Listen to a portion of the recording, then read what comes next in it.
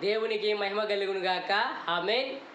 ఆ మహనీయుడు మహోన్నతుడైన సర్వోన్నత సర్వశక్తి గల దేవుడైన యేసు నామానికి, యేసు ప్రభు నామానికి, అని నామానికి పేనామో క్రీస్తు నామానికి, పరమ తండ్రి యెహోవా నామానికి మహిమ కలుగును గాక.